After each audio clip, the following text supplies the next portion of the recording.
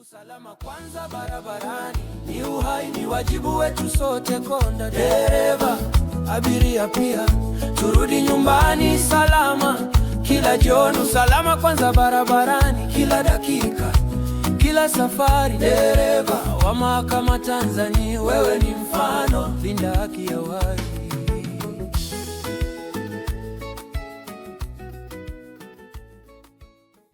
Zipo baadhi ya changamoto ya madereva, lakini vile vile itifaki ya dereva bora ndio sababu itifaki bora ambayo nadhani ni muhimu. Haya nawapa pia kutokana na uzoefu wangu, sio tu kama mtendaji mkuu wa mahakama, lakini kwa sehemu mbalimbali ambazo nimepita katika majukumu yangu.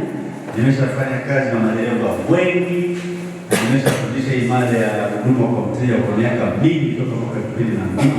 Kwa hiyo naona leo acha na mimi niwape haya kama zawadi yangu. Lakini utunzaji wa magari na kuepuka ajali, kwa mambo ambayo yanahusishwa na ajali na mengine ni makosa ya kibinadamu.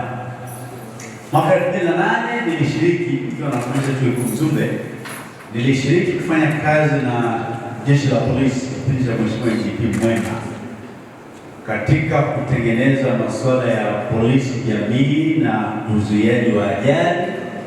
Na katika mwaka 2006-2007 iligundulika pia kwamba 80% ya ajali ya ajali zinazotokea zinatokana na makosa ya kibinadamu. 80%.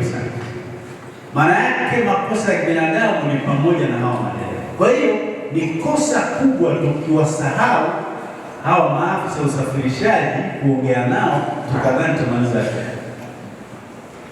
Sababu vyanzo mara nyingi ni makosa ya kibinadamu, ubovu wa gari, ubovu wa barabara, alafu zingine sababu zingine kama wapita njia. Kwa hiyo 80% ya ajali ni jambo kubwa. Na kwa mwaka ule, kwa sababu nilikuwa lead consultant, nilikuwa ndio mshauri elekezi mwandamizi, tulipoangalia takwimu ilionekana kwamba mwaka 2006 ajali ziliweza kuchukua maisha ya watu zaidi ya 2,600 katika mwaka mmoja. Yaani watu waliofariki, acha waliovunjika miguu, majeruhi, ile hasara ya fedha ilikuwa ni mabilioni ya fedha, lakini watu 2,600. Niko interested kwa sababu kipindi hicho ndio taasisi za kiraia NGOs ziliwekeza sana kwenye masuala ya ukimwi, na ukimwi kwa takwimu za wakati huo ilikuwa imesababisha vifo 2,350. Maana yake sasa ajali ilikuwa ni sababu namba 1 ya kusababisha vifo kuliko hata ukimwi, lakini haikuwepo hata NGO moja ilikuwa imewekeza katika kuzuia ajali. Si mnanipata vizuri? Maana yake ni nini? Ni kwamba eneo tunalolizungumzia ni eneo nyeti sana. Kwa mantiki hiyo, na naongea taratibu mnipate vizuri, ninyi madereva wa mahakama, wa mashirika ya umma, mashirika binafsi na watu binafsi ni watu wa muhimu sana, zaidi ya unavyofikiria. Mwambie jirani yako, wewe ni mtu wa muhimu zaidi ya unavyofikiria.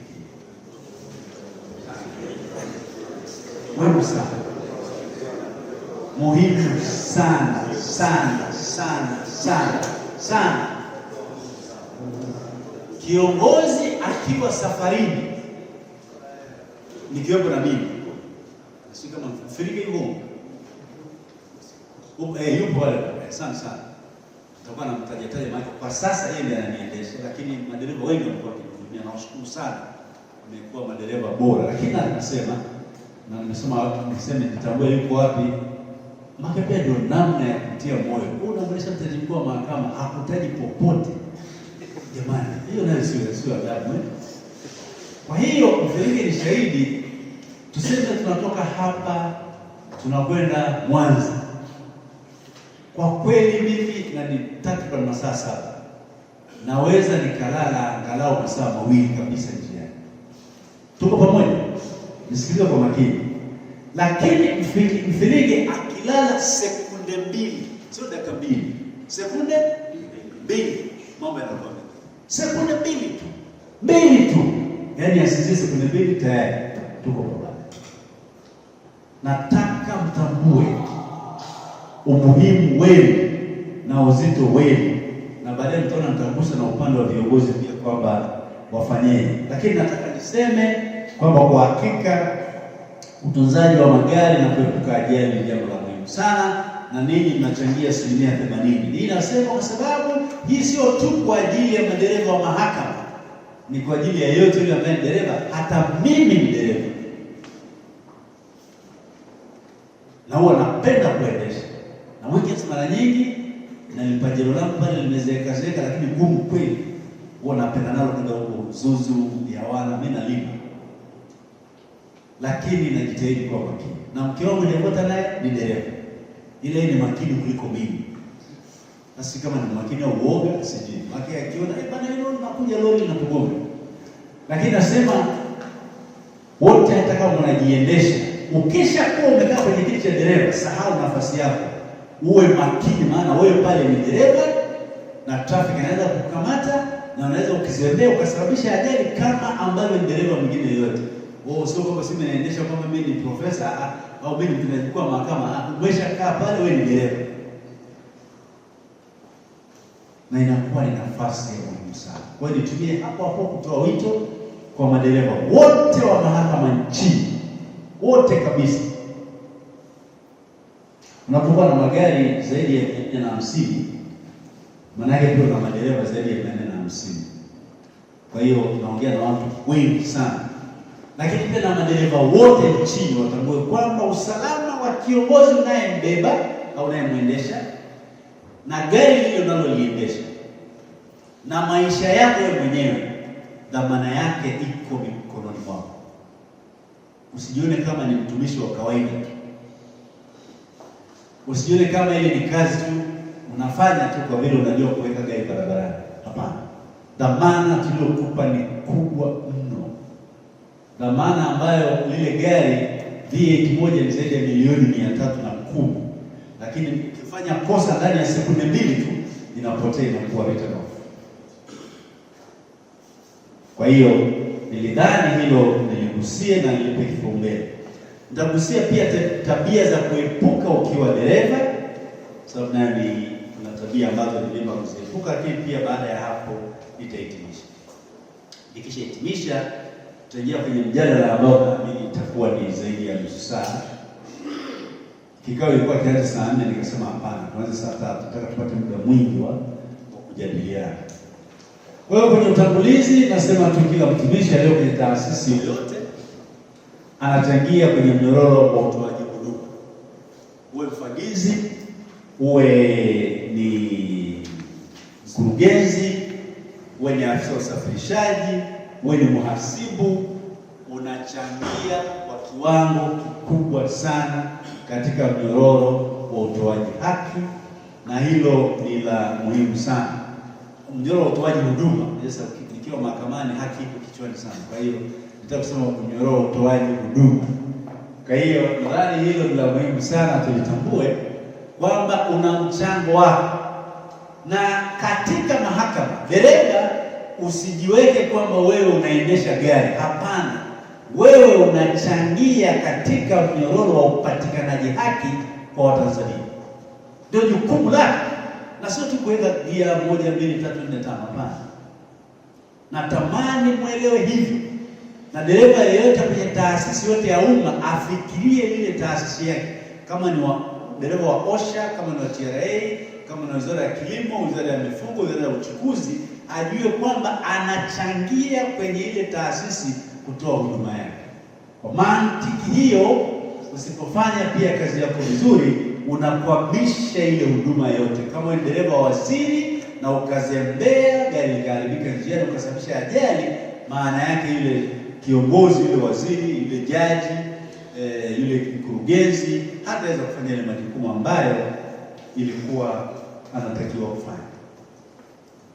Maisha yanapotea kwenye ajali, maisha ya viongozi, maisha ya madereva wanakuwa vilema.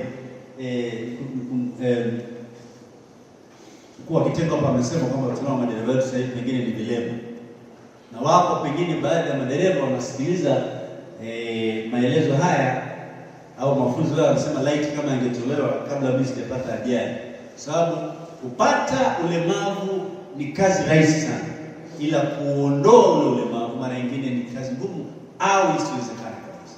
Kwa hiyo ni jambo la maana kuepuka kabisa ajali kadri inavyowezekana. Wapo viongozi leo hatunao kabisa. Yuko wapi marehemu Edward Moringe Sokoine? 1984 mwezi Aprili, maisha yake yalikatishwa ghafla. Ni dereva tu aliyezembea kuingia barabarani, gari likagongana na mzee wa watu akaishia pale pale. Wako wapi kina Salome Mbatia aliyekuwa naibu waziri, akiwa pale Iringa, ametoka Mbeya na wahi kikao Dar es Salaam, hatuna kijiji kisiwepo sana, maisha yake yakakatishwa pale kabla ya kufika Ilula pale pale, na wengine wengi. Lakini pengine mnapoongea hapo, unayonisikiliza katika ukumbi huu au unayesikiliza kupitia mitandao ya kijamii, wapo ndugu zako uliowapenda sana, pengine ni mama yako, pengine ni baba yako, pengine ni mjomba wako, pengine ni mdogo wako au dada yako, leo hayupo, maisha yamekatishwa kwa sababu ya ajali. Laiti kama yule dereva angekuwa makini, basi yule mtu alikuwa hai. Maana yake ni nini? Maana yake ni kwamba wewe dereva, tunapokukabidhi umwendeshe kiongozi fulani, maisha yake pia tumeyakabidhi mikononi mwako. Yapo mikononi mwa Mungu, lakini hapa duniani kwa wakati unaomwendesha wewe, ujue maisha yake yapo mikononi mwako. Unapozembea kwa lolote, kwa kweli unakuwa unafanya kosa sana. Kwa hiyo utulivu wa mawazo ni muhimu sana katika kazi hii. Tulia. Hata kama kuna changamoto, haimaanishi kwamba ukisababisha ajali ndio umetatua changamoto. Utakuwa umeleta changamoto juu ya changamoto. Lakini unapokuwa sasa unataka kusukani, ni vyema ukatulia na ukajua sasa unabeba maisha ya watu na familia ile uliyembeba na familia yako wewe mwenyewe. Kwa hiyo anza pia kujihurumia wewe mwenyewe. Lakini pia kuna haja ya kuepuka ajali, hiyo ni kipaumbele cha dereva yoyote wa mahakama na popote katika nchi hii na duniani. Kipaumbele chako, ndio maana tunafundishwa defensive driving. Ametueleza hapa kwamba kuna madereva wametusaidia kufupisha ajali kabisa. Na kwa kweli baadaye tutaona kule mbele, tutaongelea umuhimu wa dereva kutulia anapokuwa barabarani, na dereva kuwa na mahusiano mazuri na anayemwendesha vile vile, ili mawazo yake yatulie. Na ndio maana nikamuomba sana mkurugenzi wa utawala awepo, sababu kuna vitu ambavyo naye nikamuomba angalie namna kwenye mahakama, ukiacha hao viongozi wanne waandamizi wa mahakama kiutawala, jaji mkuu, jaji kiongozi, mtendaji wa mahakama, msajili mkuu, lakini wale wengine wakurugenzi na kadhalika, utawamudu wapa baadhi ya mambo ambayo nitasema leo, na baadaye tutaweka kwenye maandishi na itoke kama waraka wa mtendaji mkuu wa itifaki ya namna ya maafisa usafirishaji kufanya kazi. Kwa hiyo kuepuka ajali, natamani iwe kipaumbele cha afisa usafirishaji yoyote, Lakini pia pale ambapo mtumishi mmoja au kada fulani na legelege na athiri kada zingine zote. Tumeambiwa hapa wapo watu ambao walikuwa kwenye operation, na tena mkuu wa kitengo cha habari alikuwepo kwenye ajali. Kwa hiyo shughuli yote ilisimama. Yote. Sasa mara nyingine ajali inaweza kusababisha wewe, unaweza kukasababishiwa na dereva wa mbele yako au dereva wa nyuma yako au mazingira mengine. Kikubwa ni kuwa defensive driver, dereva ambaye anajihami, anachukua tahadhari kila wakati. Na ndiyo maana kati ya vitu ambavyo nasisitizwa kwa madereva, epuka sana kuwa mtu wa story wakati unaendesha gari. Kwamba Yanga ilifunga na ile kule iliingia pale pale, ya jamani upiga tu golipa kalala hivi na unalaza gari huko. Usihamishe mawazo yako. Nasema hivi kwa sababu mabosi wengine ni wazuri sana kwenye story. Ongea na bosi kwa vipimo. Usijiachie. Sababu pale huko ofisini kwako.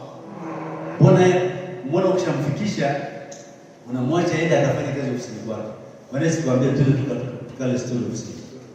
Kwa nini yakupikia story sana kwenye gari? Ile ndio ofisi yako na tutakupima kwa hilo, na hutaka uchukulie hatua kwa sababu umekataa kupiga story sana na bosi wako. Ni muhimu pia tufanye kazi kama timu moja. Madereva ndani ya mahakama tuna wadau mbalimbali, tunategemeana, lakini hata kama ni nje ya mahakama bado nashawishi kwamba tufanye kazi kama timu moja. Hapa pengine yawezekana huyu wa mbele inawezekana ni mkurugenzi, ni mkuu wa kitengo cha usafirishaji, anahangaika kutafuta magari na kadhalika, kuhakikisha kwamba amegawana vizuri. Lakini inawezekana huyu wa katikati sasa ndio bosi mwenyewe anayetumia ile gari. Halafu pengine huyu aliyevaa blue ndio dereva sasa. Wote hawa wanategemeana, wanahitajiana. Kwamba ili uongozi, hawa viongozi waweze kuvuka, hawa wanaoshughulikia, sio wanaobeba sasa, wanaoshughulika waweze kufanikiwa, watamhitaji huyu kiongozi na huyu dereva. Lakini huyu kiongozi naye anamtegemea sana huyu dereva. Huyu kiongozi anamtegemea na huyu labda CCA atoe hela ili mafuta yanunuliwe. Lakini hata mkiwa na V8 pia kilomita 0 na lina mafuta. Sawa? Kwa hiyo CCA amenunua magari, Babaganya ametafuta mafuta yanapatikana, dara pale amepanga mafuta yamekaa vizuri. Haya, kiongozi mnaye, hamna tatizo. Huyu dereva hayupo, kwani safari itafanikiwa? Si itafanikiwa. Kwa hiyo wote tunahitajiana, na ndio maana baadaye nitaonyesha ambavyo tunahitaji pia tuheshimiane. Sasa sisi ni binadamu kabisa, na kwa kuwa ni binadamu tuna asili ya ubinadamu na kuna hisia zinaweza kutufurahisha na kutukasirisha. Sasa Aristotle ni mwanafalsafa wa miaka mingi sana iliyopita, karne ya 6. Ndio huyo hapo, anaitwa Aristotle, inawezekana muone vizuri. Lakini alisema hivi, ni rahisi mtu kukasirika, ila kukasirika kwa mtu sahihi na kwa sababu sahihi na kwa wakati sahihi sio kazi nyepesi, inahitaji utulivu wa hisia. Narudia, Aristotle alisema ni kazi rahisi mtu kukasirika. Maana yake ingeweza kusema badala ya kusema ni rahisi tu afisa usafirishaji kukasirika, maana ni binadamu. Ila kukasirika kwa mtu sahihi na kwa sababu sahihi na kwa wakati sahihi sio kazi nyepesi, inahitaji utulivu wa hisia. Sasa kwa mfano kama ni afisa usafirishaji, unapomkasirikia kabisa kiongozi wako, nadhani wewe sio mtu sahihi wa kumkasirikia. Lakini kwa sababu gani unakasirika? Na ni jambo lingine. Na je, ni wakati sahihi wa kukasirika? Yaani mko mlima Kitonga ndio unashuka ndio unapandisha hasira zako kweli? Huo ni wakati sahihi jamani. Si ukasiriko umeshapaki gari hapa mnapanda kwenye lift. Na bwana mzee unajua uliniudhi sana bwana. Ile kitu hata mimi sikubaliana nayo.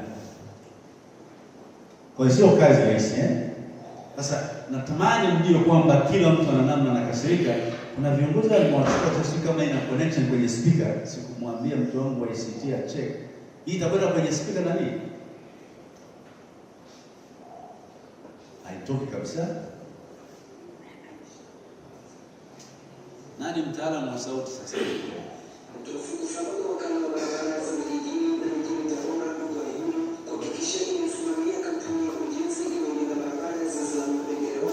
Huyo ni aliyekuwa mkuu wa mkoa wa Iringa.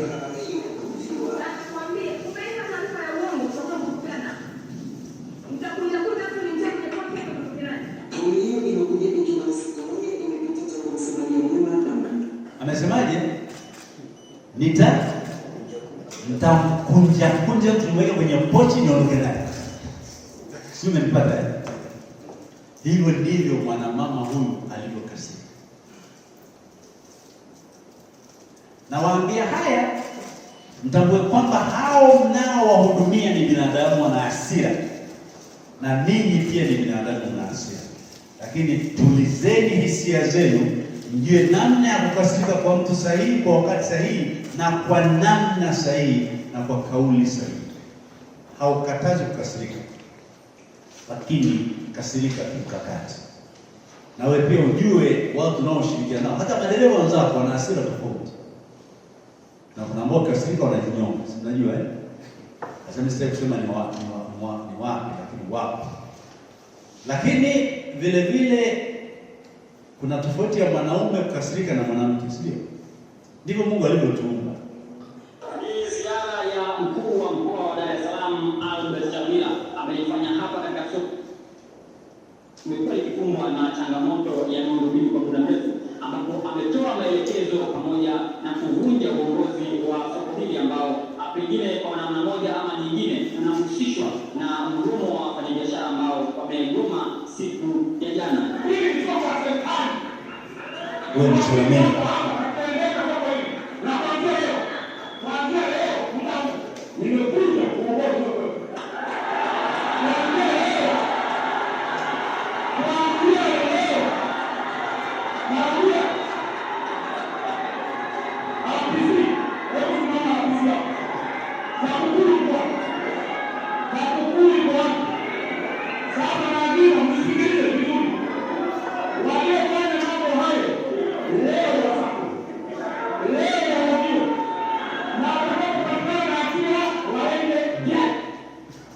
Leo wakamatwe, leo wahojiwe, na wakikutwa na hatia peleka jela. Sasa lazima wapite mahakamani. Nachotaka kuambia ni kwamba hata ukikasirika lazima bado utumie hekima. Na kati ya vitu ambavyo napenda hii clip ya Mheshimiwa Chalamila, asema leo wasakwe, leo wakamatwe, leo wahojiwe. Kuna namna pale amechomoka, wakikutwa na hatia jela. Umeona hiyo? Kwa hiyo mkamati hapo, wakikutwa na hatia. Kwa hiyo anasema ukisha wakamata peleka jela. Wakikutwa na alafu ile wakikutwa na hatia amesema kwa sauti ya chini. Wakikutwa na hatia peleka jela. Lakini nawaonyesha jinsi ambavyo watu wanatofautiana na tofauti. Lakini mteja na aina ya mteja wako aina mbalimbali. Mteja ni yote ambaye ananufaika na huduma unayoitoa wewe, na kitendo cha kutoa huduma hakina uzito kama jinsi unavyotoa huduma. Kwa hiyo mara nyingi ni muhimu kuangalia ile huduma unaitoaje, jinsi gani unavyotoa ile huduma. Kuendesha gari sio hoja sana, bali unaendeshaje kwa uangalifu wa aina gani, na ionekane kwamba wewe ni mwangalifu. Yaani hata yule unayemwendesha ashuhudie kwamba wewe ni afisa usafirishaji mwangalifu, na hata wewe nafsi yako ikushuhudie wewe dereva kwamba wewe ni dereva makini. Wapo madereva wa ajabu kabisa. Inawezekana huko mahakamani hawapo, lakini sehemu zingine wapo madereva wa ajabu kabisa. Mahakamani kuna madereva bora, wengi wao na madereva wazuri, jipigie makofi. Wengi sana. Inawezekana wapo wachache tu ambao wanahitaji msasa kidogo. Lakini tumeona tutoe haya mafunzo, na nimeongea na watu wetu wa media, hawa wa habari, watatengeneza hii itakuwa kama documentary kama library. Ili hata madereva wakitaka kuangalia hata kwenye ofisi zao, zitengenezwe kwenye ofisi zao, wanawekewa, wanakuwa wanaangalia kidogo, wanatengeneza inakuwa kama video au CD. Wanaendelea kusikiliza haya mafunzo, wapo ambao kwenye online na wapo wapelekewa na haya mambo ambayo tunayoongelea, ili tuwe na madereva bora Tanzania, Afrika ya Mashariki, Afrika na duniani. Ndio lengo.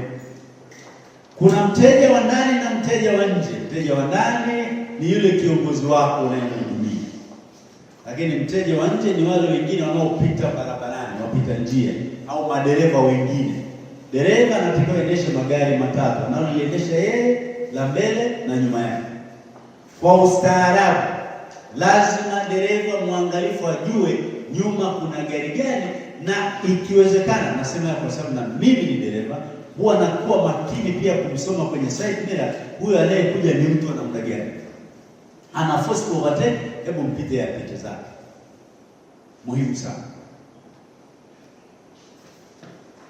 Sasa yapo matarajio 10 ya mteja wako wa ndani na wa nje. Hapa sikiliza kwa makini na mkapitie baadaye taratibu haya matarajio 10 ya mteja wako. Kwanza, mteja wako anatarajia usahihi na umahiri katika utoaji huduma, kwamba utatoa huduma yako kwa usahihi na umahiri, kwamba wewe ni dereva, sio tu kwamba una leseni, lakini ni dereva ambaye kwa hakika unaelewa pia unachokifanya, na wewe utakuwa mstari wa mbele kutambua changamoto ya gari kabla ya bosi wako, kabla yule unayemwendesha. Wewe utakuwa tayari kujua kwamba gari halina mafuta, gari halina service, ndio umefika, gari matairi pengine yanaisha. Sio kiongozi anakuja kwa nini matairi bado yanafaa kweli. Mimi mfinike nasema mkuu, sasa inabidi tunaweza kubadilisha matairi, kwa hiyo tutatumia gari lingine. Matarajio mengine ni usahihi wa nyaraka na taarifa. Kiongozi anategemea kwamba utakapompa taarifa fulani au nyaraka fulani, basi itakuwa ni sahihi. Utakapomwambia kwamba mkuu, nimeambiwa na mkuu wa kitengo cha usafirishaji, gari hili halitaweza kutumika kukupeleka Iringa kwa sababu injector pump yake ina matatizo, kwa hiyo utatumia gari lingine, zinakuwa ni habari sahihi na taarifa sahihi. Sio baadaye cross check anaambia ndio mkuu, hilo gari halitakupeleka Iringa kwa sababu matairi yake yameisha. Wewe ulisema injector pump, yeye anasema ni matairi, atakuwa ni mwongo. Kwa hulka za kibinadamu, ukisha kosa kuaminiwa, itachukua muda mrefu sana, na mara nyingine haiwezekani kurejesha imani kwamba wewe ni mwaminifu au kwamba wewe sio mwongo. Kwa dereva, jitahidi sana mara zote uwe sahihi, uaminike kwamba dereva fulani ndiye amesema hii, na bwana akisema taarifa zake ni sahihi, hazitatiliwa shaka. Usafi wa gari na dereva mwenyewe ndio matarajio, kwamba sijui unajua eda haijatoka, ndio maana sijaoga siku 2, kule nyumbani nuku imeisha, ndio maana sijapiga sole yangu mkuu, sijapiga hii. Hayo mambo yote ni kujitetea. Hatutakuchukulia kwamba kwenye viwango vya dereva wa taasisi ya umma, hasa mahakama. Kwa lazima uwe msafi kwa gharama yoyote na kwa namna yoyote ile, na gari lako pia liwe safi. Hapo unaeleweka. Ukianza kujitetea, basi unaweza kujitetea, lakini tutakuona kwamba hapana, tuko kwenye kundi lingine. Sasa kuzingatia ratiba za kuondoka na kuwasili kwa viongozi, au tutumia neno viongozi, maana sio lazima viongozi, lakini mteja unayemhudumia.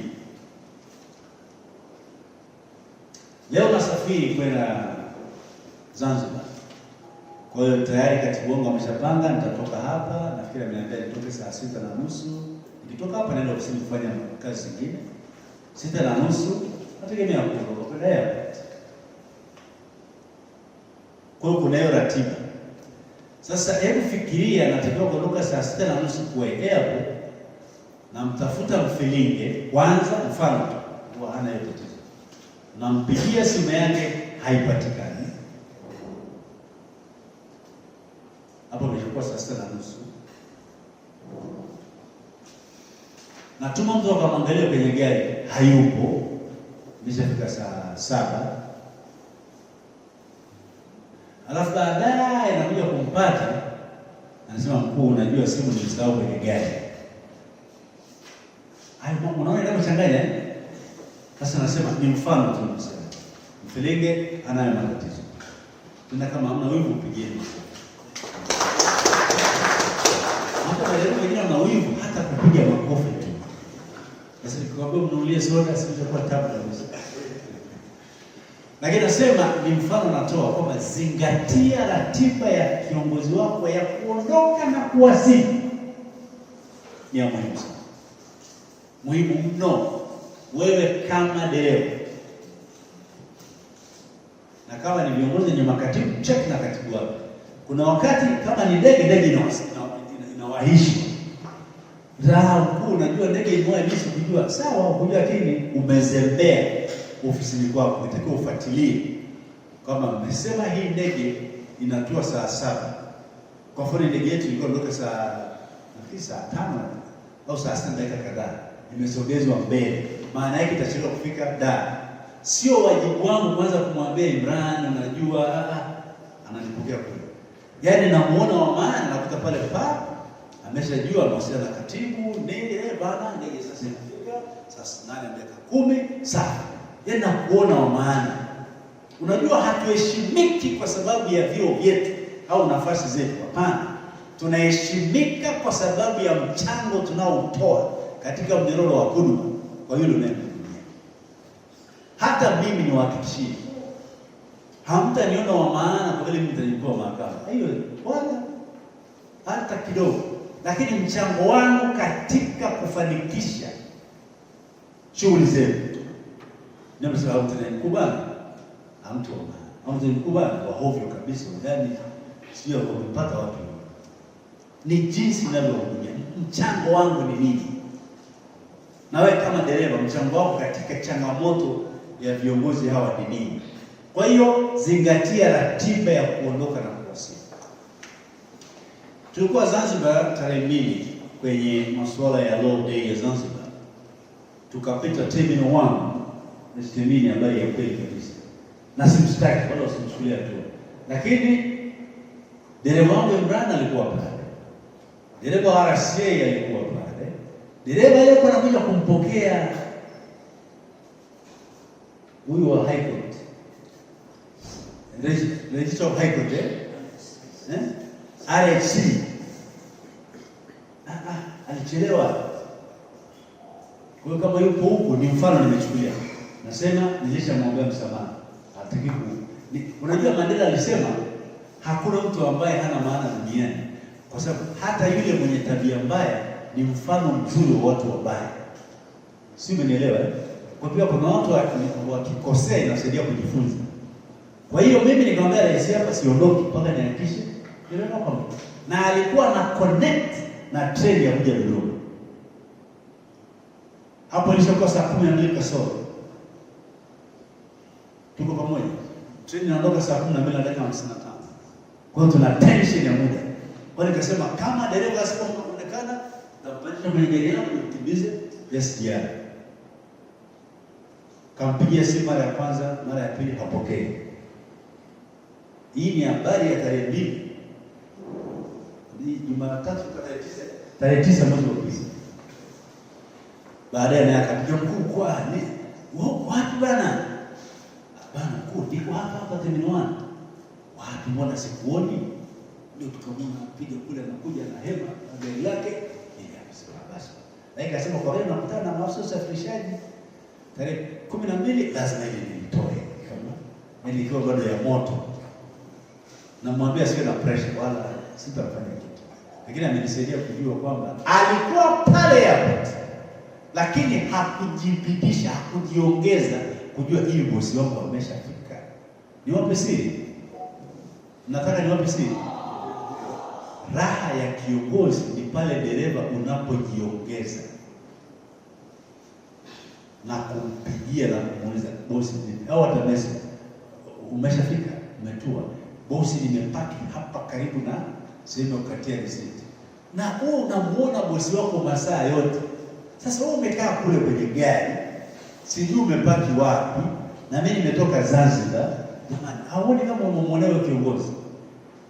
Sasa viongozi wengine hawakuambii, lakini anabaki na msononeko moyo. Suppose foleni ingekuwa kubwa, akakosa ile SGR, akasema ni yule dereva amesababisha. Hapo nawapa tips za uhakika kama ndio ukweli wenyewe. Usikubali kukaa sehemu ambayo umuoni kiongozi wako anafarijika akigeuka hivi kunywa. Kozi zingatia ratibu. Ni muhimu sana sana sana. Na ukiwa unamsubiri kiongozi, epuka kutumia muda mwingi unabaki unachat mpaka anafika na kugongea. Jumbe nimefika. Mkuu karibu. Ingia. Twende. Sawa bwana Jumbe, mimi najua ufanye hivyo. Hata yule rafiki yako mpaka ameshika tama kabisa, huyu jamaa sio ananionaga mimi nafanya hivi. Lakini ni mambo ambayo tunaelezana kwa sababu mimi nawaambia nimeshafanya kazi zote ikiwepo na dereva. Mimi ajira yangu ya kwanza ni mhudumu, sio dereva, mhudumu mwaka 86. Na tulikuwa tunajificha chini ya mabox, akifisa akipita meneja utawala hao kina Beatrice. Wakali kama nini. Alikuwa anaitwa Sabaya huko jamaa. Kwa hiyo nawapa tips ambazo bosi wako atafurahi.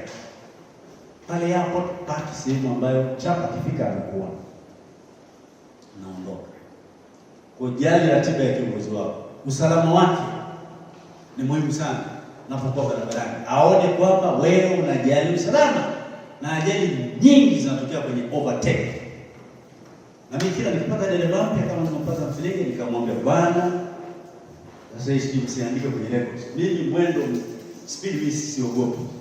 Labda kwa vile ndio wakati wake naendesha kwa niliwe kukamatwa sana kwa high speed. Mimi imani yangu kubwa ni umakini wa dereva. Inaitwa road motion management.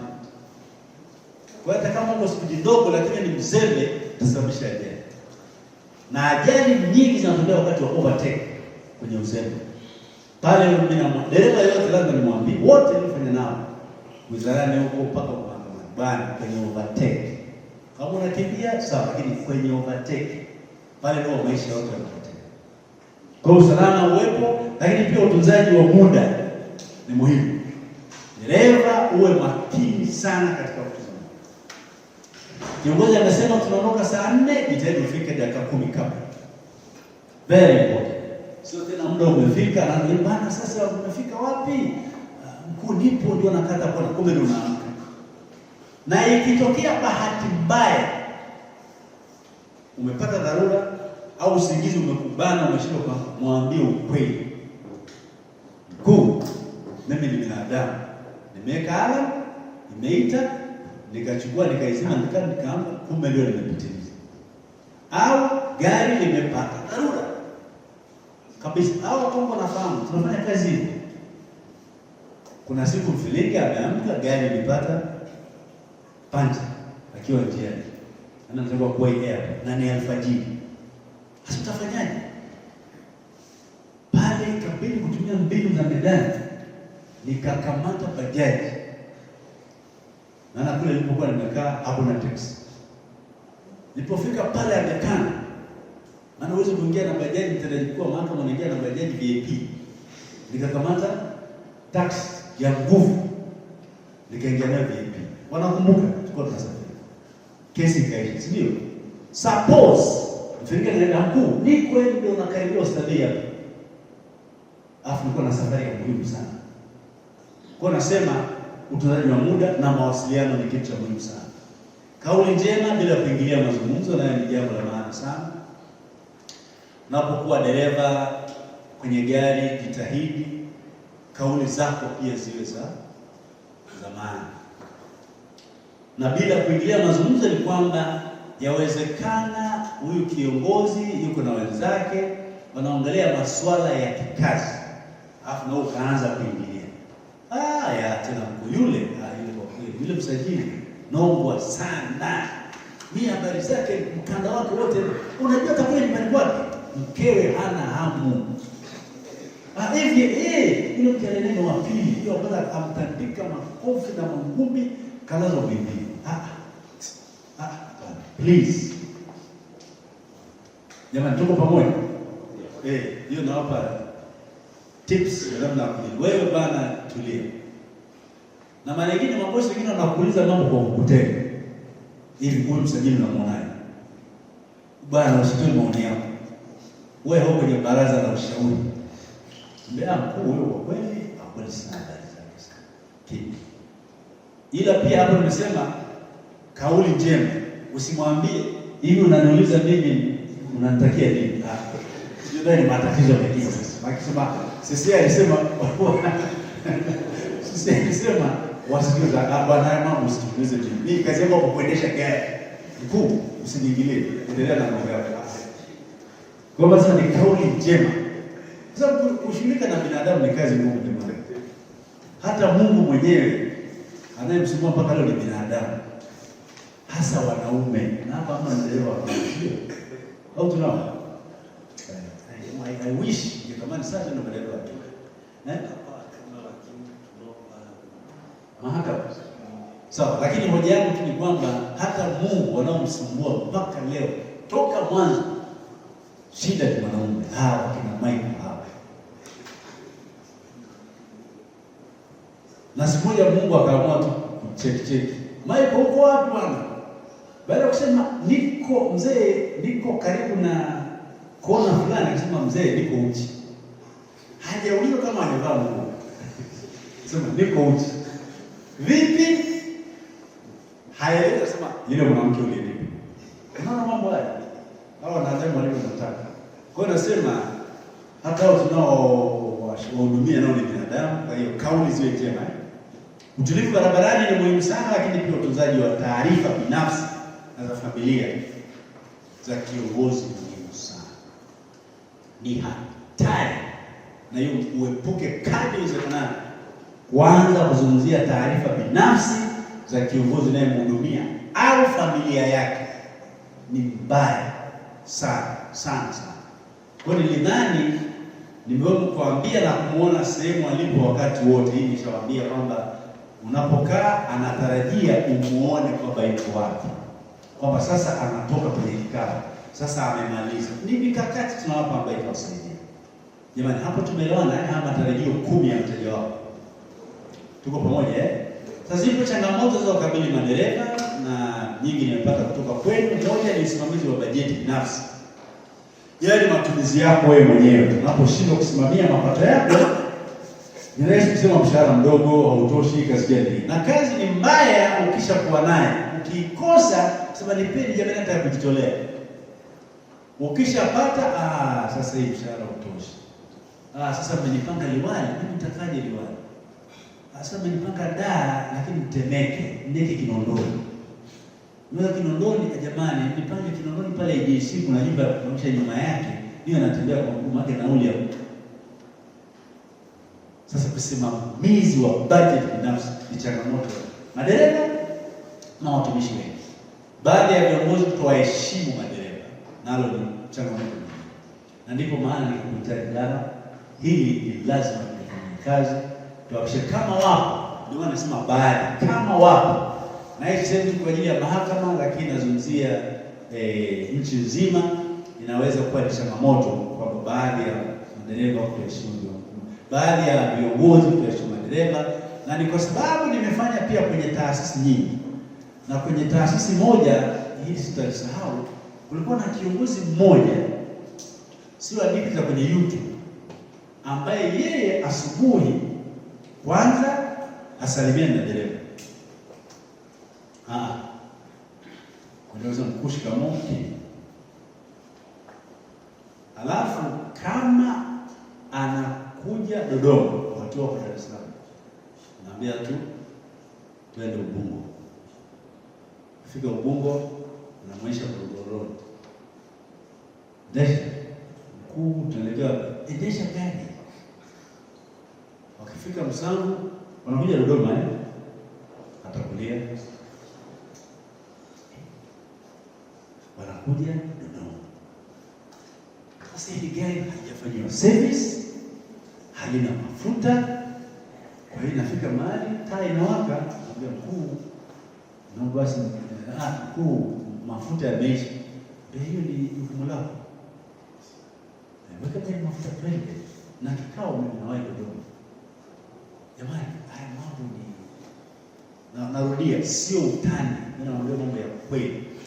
Kwa narudia kusema ni kweli wanaweza kuwepo baadhi ya viongozi ambao wanawapa maafisa usafirishaji wakati mgumu. Kwa hiyo wito wangu sasa, enyi viongozi mnaoendeshwa, ni muhimu kutambua kwamba hawa madereva wanaotuendesha nao ni binadamu na wanastahili heshima kama mtumishi mwingine yeyote. Ni muhimu sana sana. Kinyume chake unawasababishia msongo wa mawazo. Kwa hiyo nikasema baadhi ya viongozi ni changamoto. Lakini sasa baadaye nitawafundisha pia jinsi gani ya kushughulika na changamoto, lakini mojawapo pia ni kwamba lazima wewe mwenyewe uweze kudhibiti hisia zako. Usianze kuchanganya sasa hasira zako na namna kiongozi wako anavyokuhudumia au shughulika na wewe. Lakini pia kuna changamoto ya bajeti finyu ya kutengeneza gari. Ni changamoto nyingine, na ndio maana nikasema ni vizuri na yeye mkurugenzi wa utawala kuwepo hapa, ili pale ambapo inabidi basi tuone yale ambayo yanastahili kufanyika kwa ajili ya matengenezo ya gari, na HTMU kwa hapa na pengine mahakama tunaisaidi, na pale inaposhindikana ni mambo kile bajeti hairuhusu. Hatuna uzembe wa aina yoyote sisi katika masuala ya utengenezaji wa gari, lakini nimeona niseme kwamba ndio inaweza kuwa ni changamoto, lakini pia bajeti finyu ya usafi wa gari. Natambua hilo na limeletwa pia na wadau, wamesema bajeti ni ndogo. Na pia wadau wamesema tunapata msongo wa mawazo wa kifamilia. Ndio maana pia nao leo wao pia ni binadamu, si ndio? Si kweli jamani? Au kuna wanaobisha kwamba hawajawa binadamu? Si wao binadamu? Wanaokubali kwamba tunao binadamu wasimame, ambao wataki wakae waseme sisi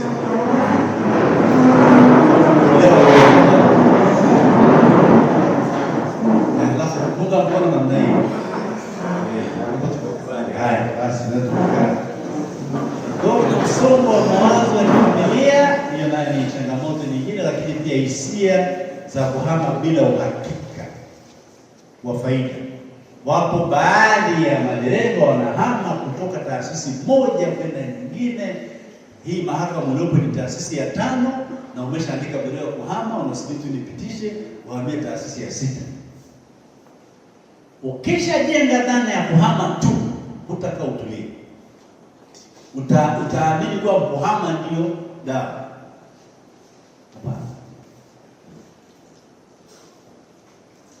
Mfano wao sio mzuri sana, hasa kwa nikiongea kina mama kwa, lakini sasa tuniseme ni kama wewe umeoa, alafu nadhani njia sahihi ya kupata mwanamke bora ni kumbadilisha. Yaani unatoa talaka kila baada ya mwezi mmoja. Kwa hiyo nadhani ukihama taasisi tena nyingine naomba kitu mzuri. Jiulize mshahara wako ni kiasi gani, maana haki yako ya msingi kabisa ni ule mshahara. Kama unanyimwa au unachelewa hapo sasa. Haya mengine ni mengine. Kwa hiyo ni muhimu haya tuwafundishe kwamba zile hisia za kuhama msitawale. Hatuseme msihame, lakini jiulize vizuri kama hivi kweli kuna haja ya kuhama. Taasisi yenyewe ndio hii mahakama. Inapaa, yaani mabadiliko yanaendelea kuja mahakama hii sio kawaida. jengo tu tunalokaa ni la kwanza Afrika kwa ubora. Afrika. Duniani ni la 6, yaani tumezidi Marekani. Nimekwenda Washington DC, nimeona ile jengo hamna kitu. Hapa ndio penyewe. La 6 kwa ukubwa duniani. Kituo chetu cha TEHAMA ni cha pili duniani kwa ubora. Kuna dereva mmoja alihama akaenda mashauri fulani, sitaki kuitaja jina. Baada ya miezi mitatu, mkuu, sasa msaidie nirudi. Hapo ukishaondoka, labda toka mimi niondoke, hakuna reverse gear. Urudi, ulituachia nani akutengenezee? Tukae pamoja, tutengeneze mazingira mazuri, tujenge hoja, halafu posho ziongezeke, maisha yaendelee, tunasonga mbele. Ndio. Posho ya mavazi ilikuwa 0. Si ilikuwa tu. Hamna kabisa. Lakini leo angalau imeanza na imeingia kwenye budget line. Unajua hamfahamu, lakini kwenye masuala ya budget na fedha, ukishafanikiwa kuingiza kwenye mfumo, ni rahisi kujengea hoja kuongeza. Lakini Mungu haipo kabisa. Ni shughuli zetu. Na ni bora tujenge pia tabia ya kushukuru kwanza kwa kile ambacho tunakipata. Alafu tunajenga hoja ya kuboresha. Huo ndio mkakati mzuri. Kwa kuna hisia za kuhama ni changamoto nyingine, lakini pia kulipwa pesa za kujikimu ajira mpya zimechelewa. Wale walioajiriwa Novemba 25. Nitoe majibu mawili. Moja, natambua kwamba Novemba mpaka leo ni miezi mitatu, si ndio? Wako walioajiriwa 2023 walikaa karibu mwaka mmoja na miezi miwili. Hilo ni jibu la kwanza. Lakini jibu la pili ni haki yenu kulipwa hizo fedha za kujikimu. Hatuwezi kuchelewesha fedha zikiwepo. Hatuwezi hata kidogo. Ni wapo tu siri kwamba kama kuna watu ambao ofisi ya mtendaji mkuu wa mahakama inapambana kuhakikisha kwamba hawakwami, ni watu wa kada za chini, wakiwepo maafisa wa usafirishaji. Dada yangu Binti anafahamu. Chakua ni swala la dereva, mhudumu, secretary. Sitaki hata kujua jina lake. Ni dereva. Hebu angalia la kufanya. Alipata ajali mwenzetu Mwanza, maskini akibeba watumishi hata sura sura. No, nilienda kumwona siku hiyo. Kakatika huko. Mwambia Binti, please, huyu ni dereva. Huyu hata 500 kwake ni hela nyingi. Kwa tufanye kila linalowezekana. Sasa nimeona picha juzi anaungua badia. Taratibu tufanyike apate bajaji labda imeshanunuliwa. Tunawajali zaidi ya tunavyofikiria, ile wao watu waabii. Na tutaendelea kuwajali. Na namaanisha. Sasa hili jibu la pili ni kwamba kwa kweli hii ni haki yetu. Wale ajira mpya. Mnaweza mkanipungia ajira mpya ambao bado hamjatoa ile ya kujikimu. Sasa mwezi huu wa pili hizo zinatoka, maana hela zimeshakuja. Simjipigie makofi nyewe mwenyewe. Na mkipata mwatoe na wenzenu au kidogo, maana walishakula zamani. Kauli ya leo nyama choma sio bia. Wafurahi kwamba nyinyi mmepata sasa. Sio eh? Kweli nimewekea nyota kabisa na nimeshateta na daram, mwezi huu zitatoka. Na niseme tu sio zinatoka kwa kuwa mmelalamika, hapana. Kwa kweli fedha zimeshakuja. Na zikija hatuna tatizo. Kabisa. Kabisa kabisa. Na asanteni kwa kuvumilia. Pia kuhamia taasisi zingine kupitia moja ya changamoto iliyoletwa ni kwamba mnalalamikia pia kwamba barua zenu zinachelewa kupitishwa pale mnapotaka kuhamia taasisi zingine.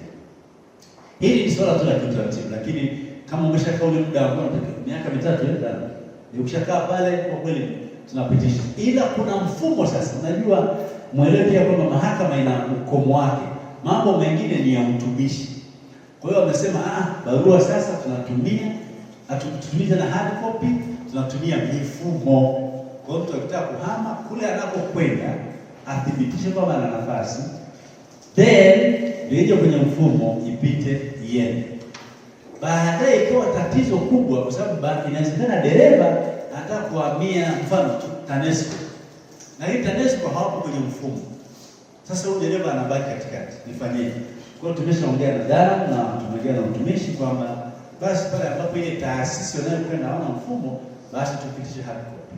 Na mimi nadhani ni waombe pale ambapo jambo limekwama na la kiutaratibu, tumeanzisha dawati la JICS. JICS ni Judiciary Internal Customer Service, ndio. Sasa wale wanafanya kazi nzuri sana masaa 24, na ni vizuri kutumia mifumo tunayowekea. Ukisubiri mpaka umpate mkurugenzi wa utawala utachelewa. Ukisubiri mpaka unipate mimi itakuwa shida kidogo. Na shauri muwe mnawasiliana pia na ofisi hii 0793 011 002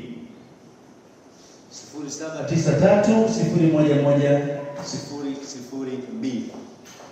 Haya ni mawasiliano ya dawati la huduma kwa mteja wa ndani, yani mtumishi wa mahakama, ili usibaki kuumia na kusononeka na ukashindwa kuendesha gari vizuri, kumbe barua yako pengine wala haijafika kwa mtendaji mkuu wa mahakama wala haijafika kwa mkurugenzi.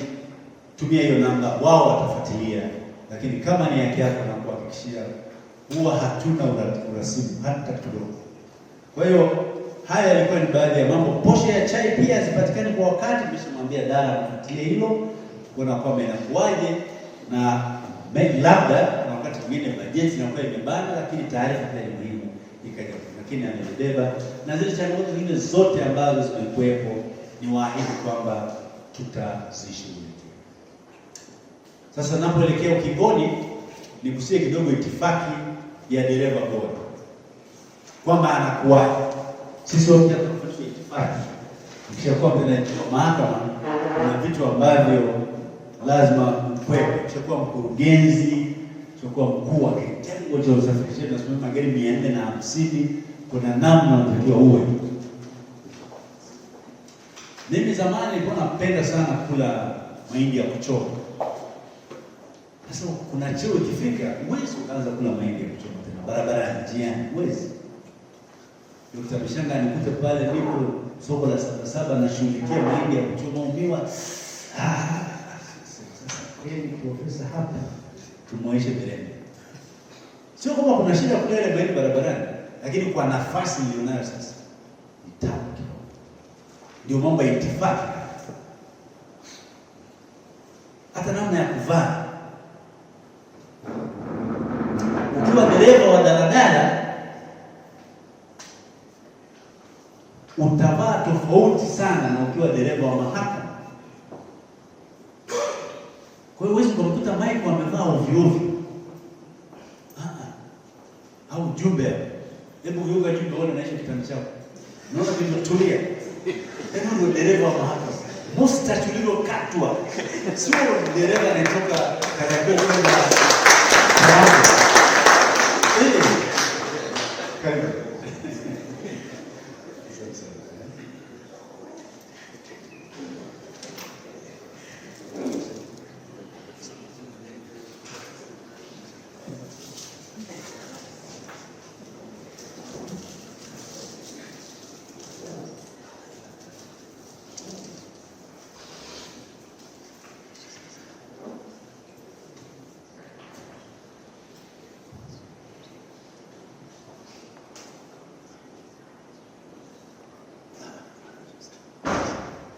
Nashukuru sana ndugu yangu Jumbe.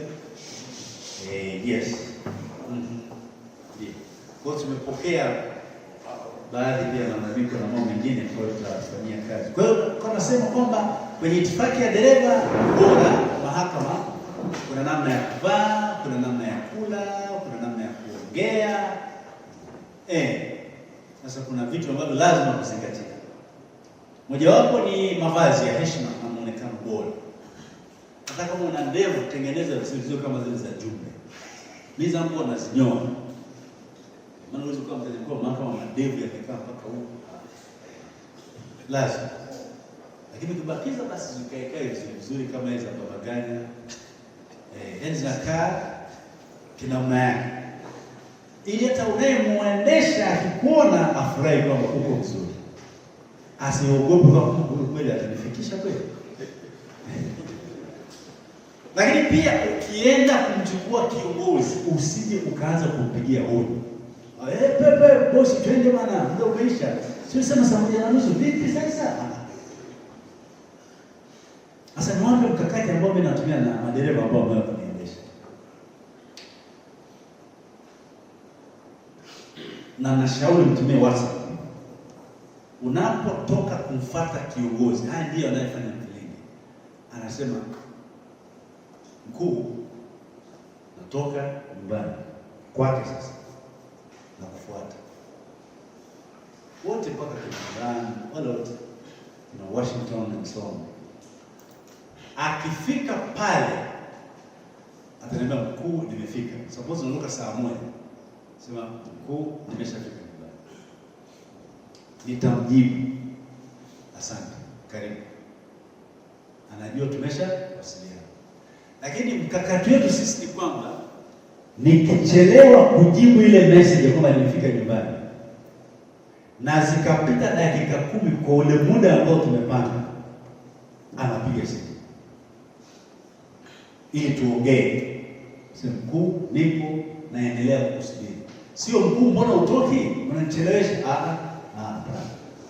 Sema, mkuu, bado naendelea kukusubiri. Kwa nini? Faida yake ni kwamba usingizi hauna cha profesa, hauna cha jaji, wala mtendaji mkuu wa mahakama. Wewe ukilala utalala. Na kuna siku dereva alinisema kupita maelezo, ndege ilikuwa imeacha. Sababu hizi kazi na nyingine unapiga mzigo mpaka saa 9 ndio unamaliza. Sasa ngoja ndani ni saa 1. Nikiwa na bili alichukua saa 10. Weka ubavu hivi. 10 na dakika 20 simu. Mkuu, nimeshafika dada. Ndio tumeweka ka formula ketu. Haya ni namna ya kusema usimpigie bosi wako hodi. Weka simu kwenye silence unapoendesha. Huwa viongozi wapendi, unaendesha mara imeita au lazima unahangaika kuzima tele kwenye mfuko, mara iko kutoa kwenye attention. Wewe kwenye silence, kazi yako pale tunaendesha. Huenda unapoanza safari kuna jambo unategemea. Mfano tu kuna token ya mafuta. Mwambie mkuu, sasa estimate niambia leo mafuta tutajazia Iringa. Kwa hiyo kuna wakati atapigia. Ikiita simu ya mkuu, naomba niangalie inawezekana. Estimate ananipigia. Na yeye kiongozi mstaarabu sana kuangalia, basi nasimamisha gari, unaongea. Ufika Iringa, nenda depo fulani, jaza mafuta, songa mbele. Mambo yanakwenda namna hiyo. Kwa hiyo nadhani hilo ni la muhimu sana. Lakini kutofokea wadau wengine wa barabara. Wapo madereva sasa, kwa vile wao labda wana hasira kali sana, wanatokea Iringa, basi dereva mwingine akijitokeza kule pembeni anataka kushuka akampiga. Very bad. Na mimi ndio nilikuwa nao madereva, unajua nimepita kwenye taasisi nyingi. Kuna mmoja kabisa alikuwa anasimamisha gari, anashuka kwenda anavaa dereva wa daladala bana nini. Nikaona hapa nini hatari sana. Sasa hiyo sio salama hata kidogo. Kwa hiyo usije ukathubutu kufoka ukiwa kwenye gari na kiongozi. Na hata kama hayupo, tunza heshima ile taasisi. Kwamba jamaa anakuja amechomekea, wewe mpumbavu sana wewe bwana, na matusi huko juu, angalia kichwa kama jalala au kichwa kama CRM4 nini. Hapana. Ile emotional intelligence, tunza hasira, kasirika kikakati. Kutunza muda wa kiongozi, dakika 10 kabla ndio standard time. Yaani kiongozi anakuambia njoo saa fulani, jitahidi dakika 10 kabla muda huo umeshafika. Kupatikana kwenye simu kwa wakati mwafaka nalo ni jambo la maana sana, lakini vile umakini barabarani hasa kwenye overtake, hilo nilisema, na kuepuka kunywa pombe kabla ya safari, wakati wa safari. Labda ukishafika hiyo utakuwa ni utawala binafsi. Kabla hujaanza safari ukaanza kunywa pombe na dereva akasikia harufu ya pombe afu unaimuendesha, itakuacha pabaya. Kujali, na wapo madereva wanapata, sasa lazima kujiweka kwenye nidhamu nzuri. Kujali pia utaratibu wa kula safarini na kiongozi wako. Msome kiongozi wako. Maki lazima mle, lakini je, utaratibu ukoje? Sio tu basi kwa vile ndio kula na unakuna pale unajimwanga pale mezani na story na nini. Msome kiongozi wako. Anataka ukae naye meza moja kula au mwache mara pengine mdogo akupigia simu zake na nini na kadhalika wakati mnakula. Na mkimaliza kula basi mjulishe hata kwa meza mkuu tayari mimi nakusubiri kwenye gari. Sio mkuu sasa bado tu hujamaliza kula, safari ndefu bwana. Hapa tuko maneno safari ya Mwanza. Maliza mkuu, maliza. Changamka, kula haraka. Kwa hiyo ni lazima kujitahidi kutunza taarifa ya kiongozi, maana yake kuwa na kifua. Hii ni itifaki bora. Na hapa nimesisitiza pia nirejee, ili itifaki ikae vizuri ni muhimu sana. Ndio maana nimekuomba uje, ni muhimu na viongozi warudishe itifaki hiyo pia kwa madereva. Na napendekezo hapa nakaribia kuanza. Napendekeza pia kwamba kwenye ile andiko ambalo utalitoa tuweke hii itifaki ya madereva kama sehemu A, lakini sehemu B pia ni namna gani viongozi wasaidie itifaki hii ifanyike. Kwa hiyo unakuwa na wajibu wa dereva na wajibu wa kiongozi. Hiyo mnaonaje? Sitakuwa vizuri Makana kiongozi kuna namna anatakiwa amheshimu huyu dereva. Hata lugha tu. Ndio dereva amekuendesha hapa kama gani? Dereva anakuendesha hapa kweli mpaka Kigoma. Unafika saa 5 usiku. Haya, upaki gari, alafu unahitaji saa 10 ufike hapa alfajiri. Hata bila kumwambia asante kwa kuendesha. Au nyinyi mnaonaje? Mimi mfilinga akinifikia baba, asante kwa kuendesha. Mfilinga sinasemaje hivyo bwana? Sio kwa bahati mbaya, yaani ni ustaarabu tu. Na mtu anakuendesha Arusha kote mpaka Dodoma. Mesinzia, umevuka mabonde huko, amekwepa mapunda huko na tembo barabarani, anakufikisha Itega pale. Haya, ondoka bwana. Dereva kwanza, wewe dereva mwenyewe, sio tu unaendesha. Ndio, asante sana Filipi. Tumefika salama kapumzika. Ni kitu kidogo, na mimi nadhani ni jambo bora Kwa hiyo nadhani sio namfanya utunzaji wa gari. Nafikiri nishasema umekabidhiwa chombo cha dhamana kubwa sana. Uwe makini katika kulihudumia, usizie. Usisafiri kama gari ni bovu au wewe mwenyewe sio mzima. Kuna ajali zingine zinatokana na uzembe wa dereva na hasara yake kubwa sana. Inaweza kugharimu maisha nayo magari yenyewe. Kwa hiyo tujitahidi sana kuepuka ajali kadri inavyowezekana. Na picha hii hapa tutaonyesha ni ajali iliyotokea tarehe 8 Disemba 2021. Sio gari la mahakama. Hii ni gari la ofisi ya waziri mkuu. Ajali imetokea pale Kiegea katikati ya Dodoma na Morogoro. Dereva aliovertake. Ni mlimani kidogo. Aliovertake, kuna fursa ilikuwa inakuja mbele. Alikosea timing. Wakavana uso kwa uso. Katika gari hili kulikuwa na kina mama wawili na binti mdogo katika gari hili. Na alikuwa mwanaume mmoja alikuwa amekaa mbele. Matokeo ni kwamba dereva alifariki pale at the spot. Binti yule alitokea kwenye windscreen na akawa mzima. Alipopona atibiwa. Wale kina mama wawili waliumia, na yule mwanaume naye aliumia, lakini walipona.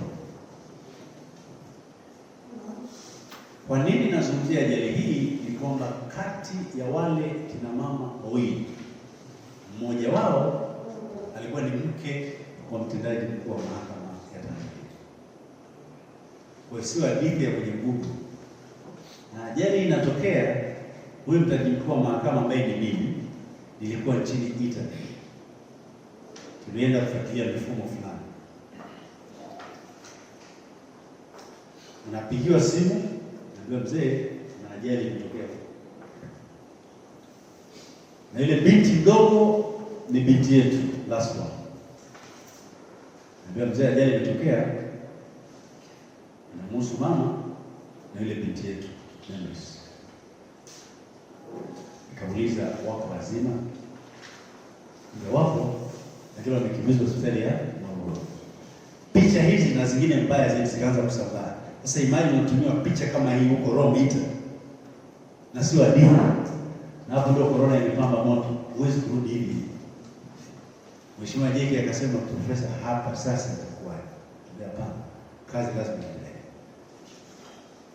Nilipiga simu ya mke wangu Devota, inaita. Haipokelewi. Nikapiga simu ya binti, inaita, haipokelewi. Nikajua hapa shughuli imeshakuwa nyingine.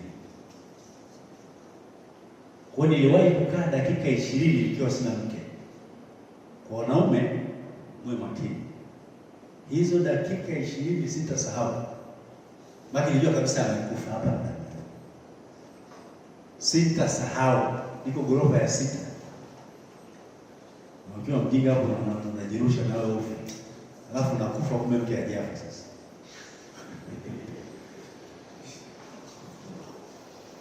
Nilichukua hatua ya kumpigia Ngeni.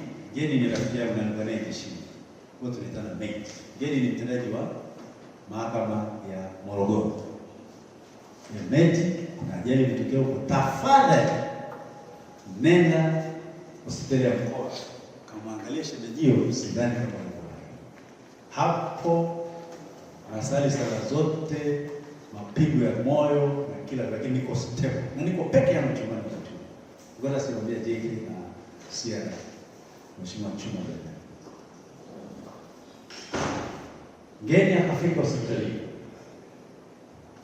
Na leo ukifika bwana unipigie au tutafika kwa baada ya dakika 5 tunafika. Baada ya robo saa nikapiga simu ya Ngeni. Haipatikani. Utaachaje kuamini kwamba msiba huko? Si mnanipata? Na wadithia, lakini ndio ukweli huo. Kumbe Ngeni jana yake alisahau kuchaji simu yake. Kwa hiyo alipofika tu hospitali simu ikazima. Napiga haipatikani. Shughuli zetu. Lakini baadaye Mungu akasaidia, nusu saa baadaye wakatoa simu ya mtu mwingine, na Ngeni anafahamu, akaenda akamuona. Ndipo nikaambiwa yuko hai. Ajali. Na bahati nzuri hii ni siku hiyo hiyo walipotoka sasa theater. Ndio pembeni kule ndio Devota mke wangu ndio kulia leva t-shirt ndio last moment. Hoja yangu hapa ni kwamba umakini. Na dereva tunayezungumzia hayupo hai. Na alikuwa kijana mzuri sana. Ndiye alikuwa dereva wa mke wangu. Tulilia lakini hatunaye. Ndio niyaseme haya ndugu zangu, ili muone kwamba haya mambo yanatuhusu moja kwa moja. Mwisho lakini sio kwa umuhimu, ni tabia 5 za kuepuka ili usimkere kiongozi anayeendesha. Najaribu tu kutoa muhtasari. Moja ni kuanza safari bila kukagua gari kwa umakini. Usikubali hata kidogo, hata kama mna haraka kiasi gani, kubishana na kiongozi wake bila kutumia busara. Huyu dereva anayebishana na kiongozi wake sasa. Namba 3, kuzembea kwenye mapokezi au kuanza safari, lakini pia kutoa taarifa binafsi au kikazi ya kiongozi. Na ya mwisho ni kufokeana na madereva wengine nje ya gari au wapita njia unapoendesha gari. Mengine yote kwenye haya 5 ukiyafanya yanamkera sana yule kiongozi wako. na ni muhimu sana kwa makini katika haya. Nadhani nimeongea takriban risala moja na ni ruksa sasa niweze kuhitimisha. Katika kuhitimisha, mteja wako ndiye sababu ya wewe kuajiriwa.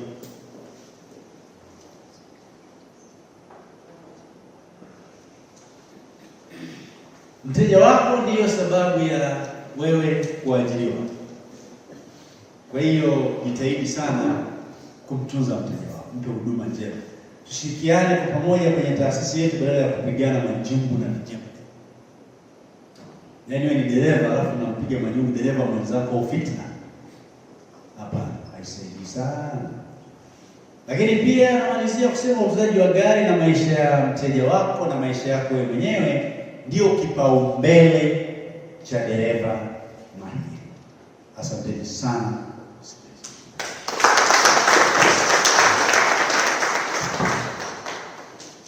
Sasa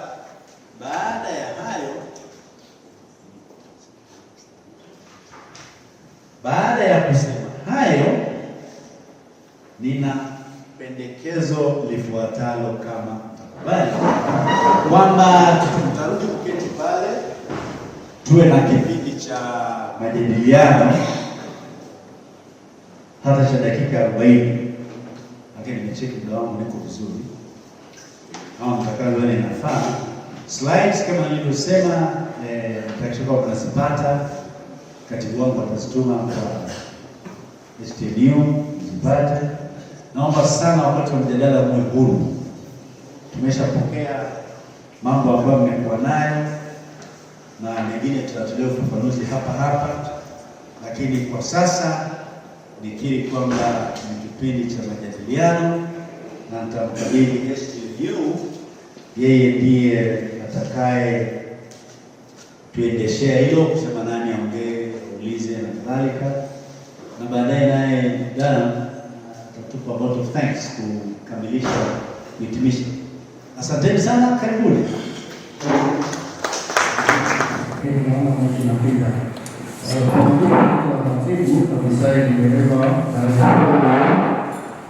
Swali langu ni kwamba mtendaji posho ya kuosha magari kwamba ni ndogo, kwamba bajeti haitoshi. Ninauliza kwamba kama bajeti ipo, mbona wengine hawapati, hasa walioko mawilayani? Lakini hata ikifuatiliwa majibu naambiwa kwamba haipo kwenye kifungu, kwa hiyo dereva inabidi ahudumie gari mwenyewe. Asante. Ninaitwa Omari Abdalla Nungu. Asante. Ninaitwa Omari Abdalla Nungu, ni dereva madamizi kwa IDC Dodoma. Swali langu ni hivi. Mtendaji, kuna posho ambayo sio posho, ni nauli ambayo inayotolewa kwa madereva wa majaji Tanzania nzima, ambao kwingine zinatofautiana. Kwa sisi hapa IDC tunapata 250,000. Hiyo ni nauli. Sasa swali, ukija hapa ukikuta hapa HQ kuna wengine pata mpaka 500,000.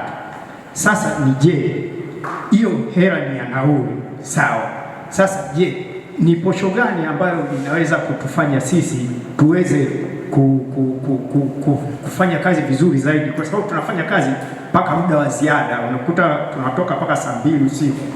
Hapo naambia kwamba hela ya nauli ile mnapewa. Sasa hiyo hela ya nauli ndio posho? Asante kwa jina naitwa Godfrey Makamba, senior driver HQ. Kwa kwanza naomba nitoe maoni yangu na swali. Kwa sima dereva tunaendesha mabasi, wakati mtendaji mkuu unakuja mahakama kusaidia kidogo kila baada ya miezi 3 na posho tunapata. Lakini ile posho tunapewa baada ya miezi 3, muda mwingine miezi 5 mpaka inafika. Kutokana na upande wetu sisi mabasi haya tunahangaika kupaki na kuosha. Basi kuosha inafika mpaka 20,000 30,000. Na kwa wiki inabidi uoshe hata mara 1 mara 2. Tulikuwa tunaomba ile hela igawanywe tu tunapewa ndani kwa mwezi. Yaani ile hela kama tulikuwa tunapewa miezi 3 igawanywe kila mwezi tu tunaipata, ili tu tunaweza kuwalipa, kwa sababu kwa siku unaweza kushangaa unalipa 3,000 mpaka 5,000 kwa sababu ya basi unapopaki. Kwa hiyo tunaomba ile hela tu tunapewa ndani ya mwezi. tuwe tunaipata, sio miezi mitatu, kwa sababu hiyo miezi mitatu muda mwingine na kama mpaka miezi mitano tunaambiwa fungu hamna, kwa hiyo tunajitegemea. Hela ikitoka yote inaishia huko, hata sisi wenyewe tunashindwa kufidia mambo yetu. Kingine naomba niende upande wa dawa. Kuna watu ilibidi washapata vyeo muda mrefu, na hii kazi sio ya kwetu sisi madereva kwenda kwa afisa utumishi mwambie inabidi nipandishwe cheo, muda wangu umefika. Maafisa utumishi wao ndio wanaofuatilia. Mtu anakaa mpaka miaka 4, miaka 5, bado yule dereva daraja ya pili. Madereva wengi elimu yetu ni form 4, wengine kufuatilia wanashindwa, waoga kwenda kwa maafisa utumishi, wanamwambia inabidi nipandishwe cheo. Taasisi nyingine unapigiwa mpaka simu na afisa utumishi kwamba makamba muda wako kupanda cheo umefika, tunaomba dokumenti zako 1, 2, 3 tukupandishe cheo. Ila huko mahakama usikufuatilia, hiyo ndio inakuwa nitolee. Naomba kwa hilo mwasaidie madereva ambao hawajapandishwa cheo. Naitwa Jamani Kufari Kumba.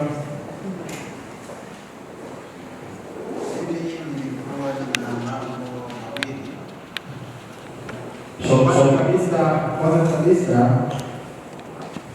nampongeza sana mtendaji mkuu kwa kuweza kutufundisha ama kutukumbusha masuala mbalimbali ya utendaji wetu wa dereva. Swala langu la kwanza ni la utulivu wa mawazo. Utulivu wa mawazo, yani hii ni kumuondolea dereva mawazo. Kwa hiyo nilikuwa naomba katika kipengele hiki,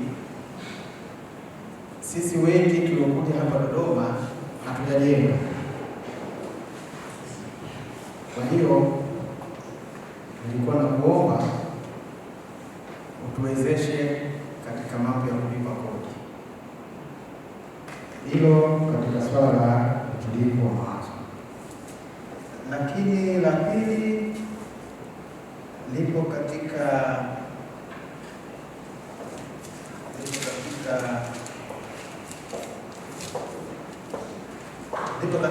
posho ya nauli kwa wale ambao madereva wapigani.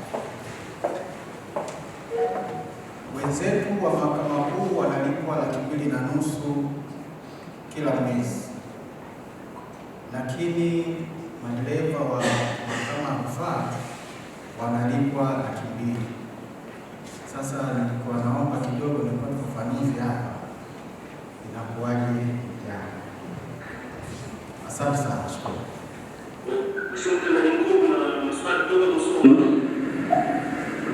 Swali la kwanza limejikita kwenye ile semina ningependa kufahamu hiyo semina iko kwenye mpango tena na itafanyika lini? Ile swali la kwanza. Swali la pili ni kuhusu upandishaji wa vyeo kwa daraja. Tumetokea mchanganyiko kwenye mtumishi wanataka uwe na cheti cha NSC. Lakini kama vile sasa serikali imejikita pia kwenye vyeti vya PSV. Tungependa upande wa mahakama huku vyeti vya PSV vitambulishe katika kupandishaji wa madaraja au hata kubadilisha watumishi kutoka na ngazi moja kwenda ngazi nyingine.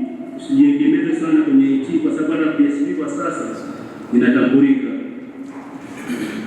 Nyingine ni kuhusu posho hizi za kuendesha viongozi.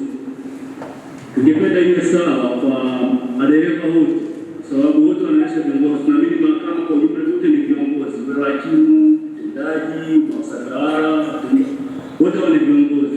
Tunaomba maboresho kwenye hiyo posho ya viongozi. Si kwetu ni haya kutoka Musoma.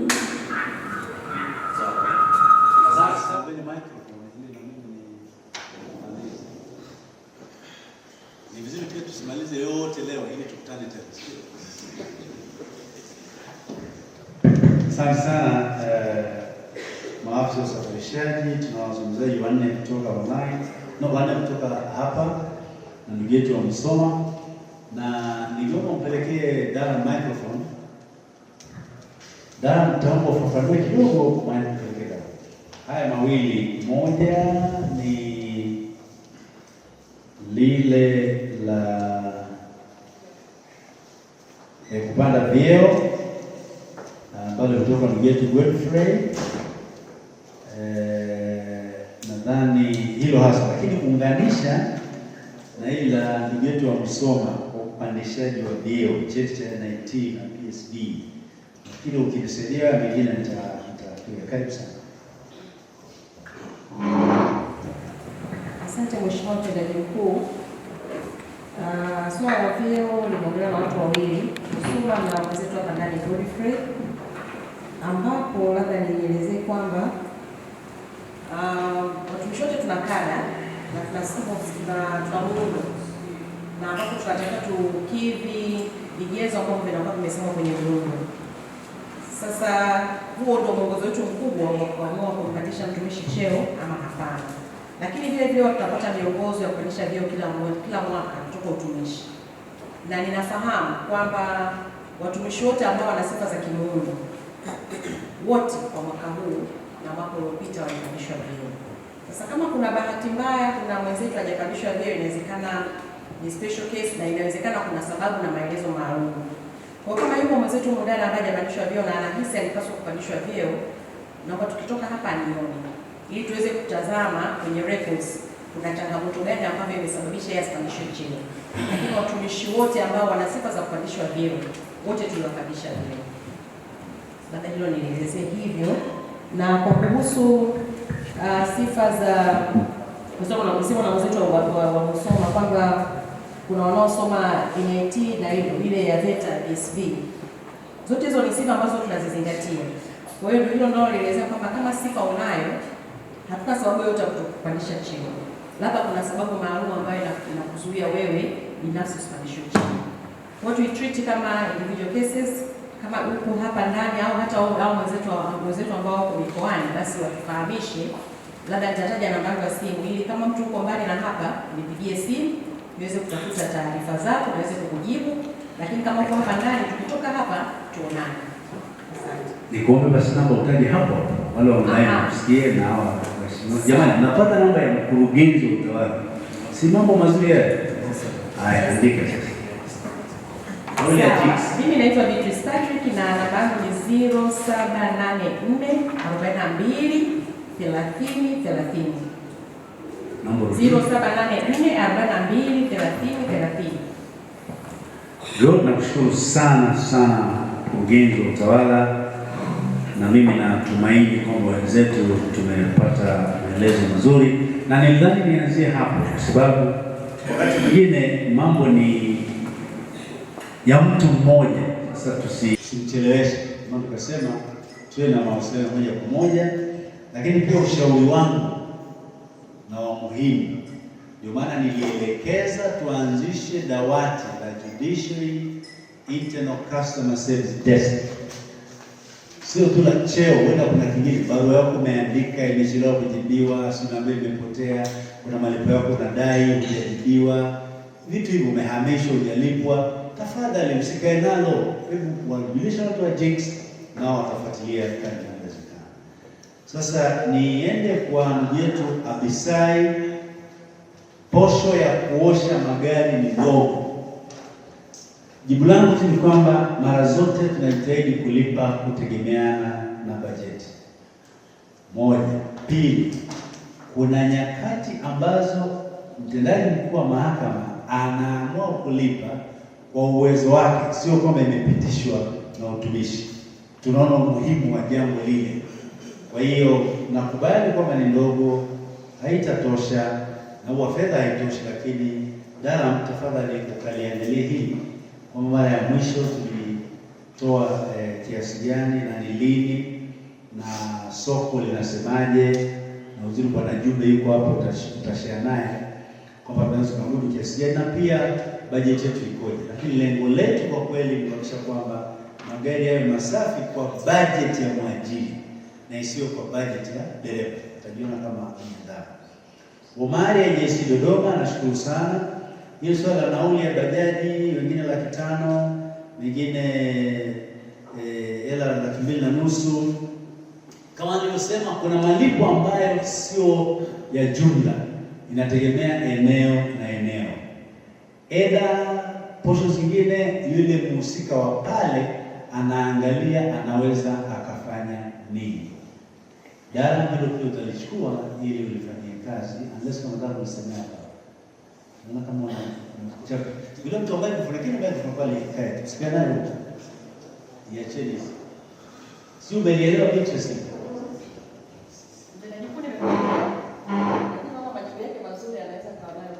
Karibu. Haya. Kumbe ni support yake. Okay.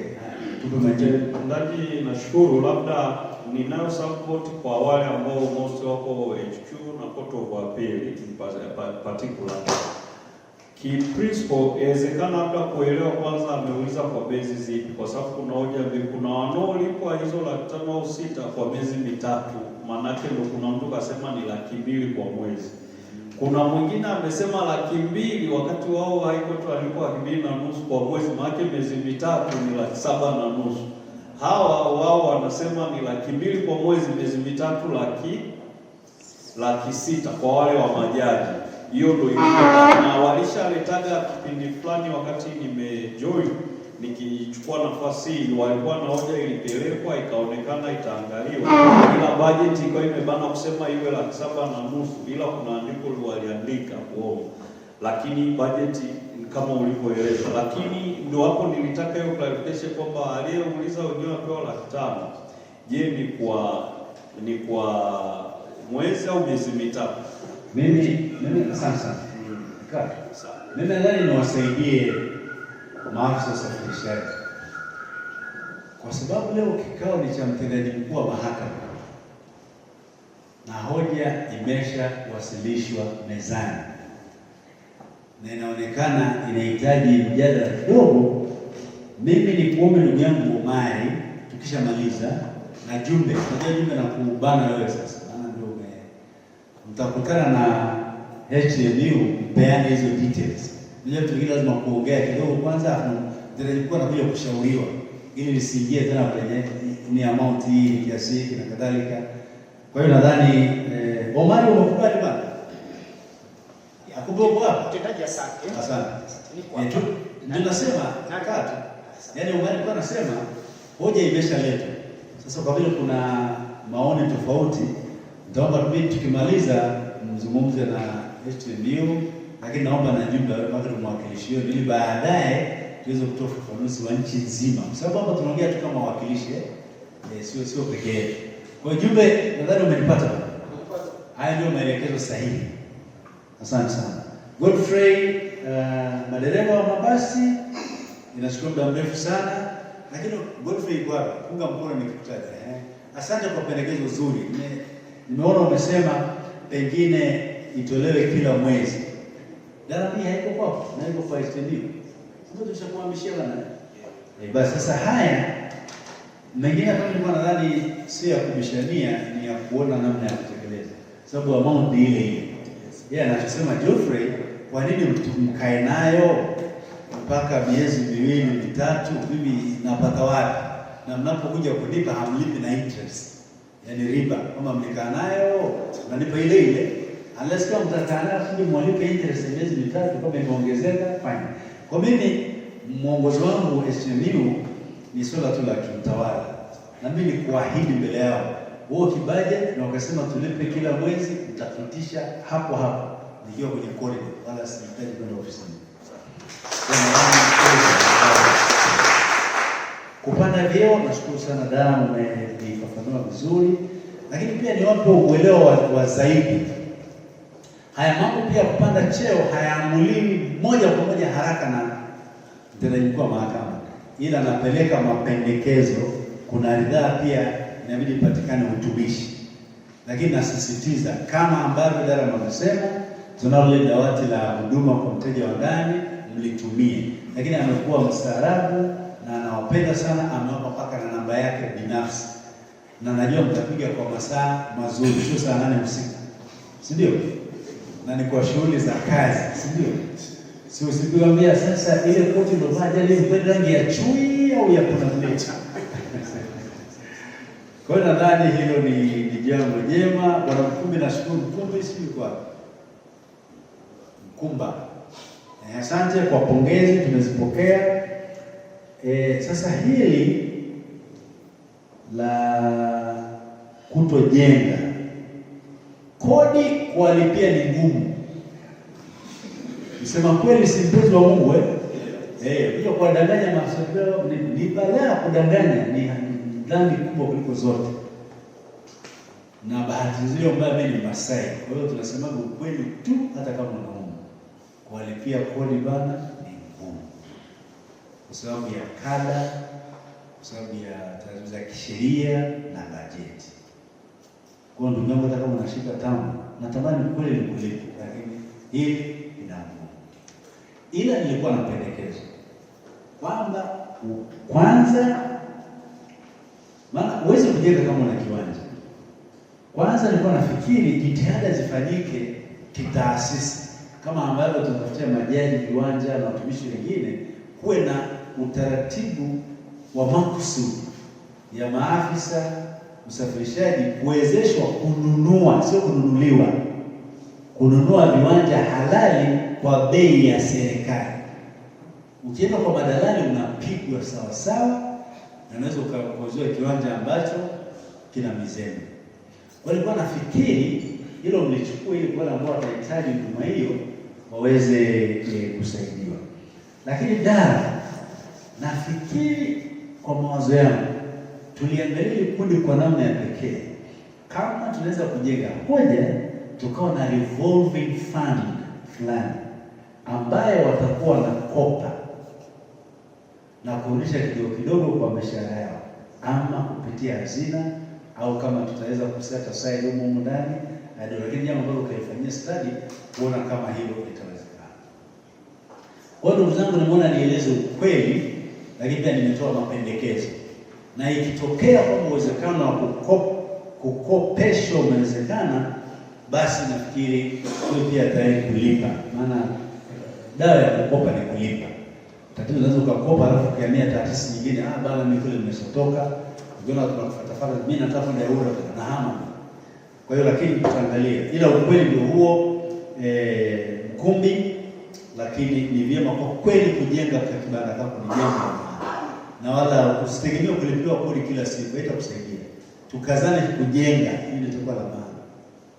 Hata mimi nimejenga pale tena, sababu naogopa kupanga. Mwenye nyumba akija kukagua nyumba, kama mke wako bado yuko Kigoma au Mwanza, anakuja kusalimia, ndio jamaa anazunguka huko anakudhalilisha.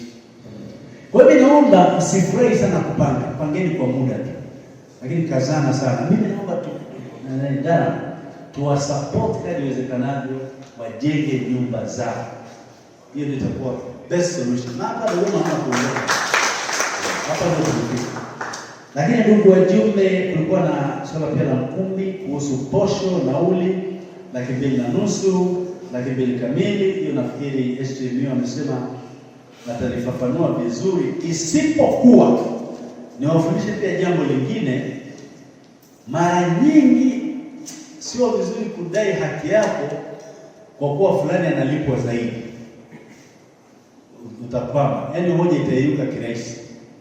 Maana ukija na hiyo hoja kwangu, nasema basi hoja na huyu nipunguzie, hoja yako imeisha. Si unanielewa vizuri?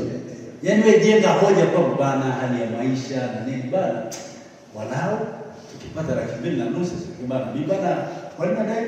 Si nampa na 2,500 bana, mimi kwa nini 2,000? Kumbe tulikosea. Kuna tunampa 2,000, hoja imeisha. Kwa hiyo naomba mkumbi, hata kama hiyo hoja itaendelea kuwepo, iwe ni kwa sababu kwa kweli napenda iwe hivi, sio kwa vile hawa wanapata hivi. Ndugu zangu, mimi niwashukuru, lakini kuna moja ya online, nafikiri amejibu vizuri sana Beatrice, na hili la posho pia bwana mwachie timio, tutakapoongea mtalijadili na kulidadavua. Lile la semina, sikujua kama naanzia semina hii training kwa ajili ya madereva.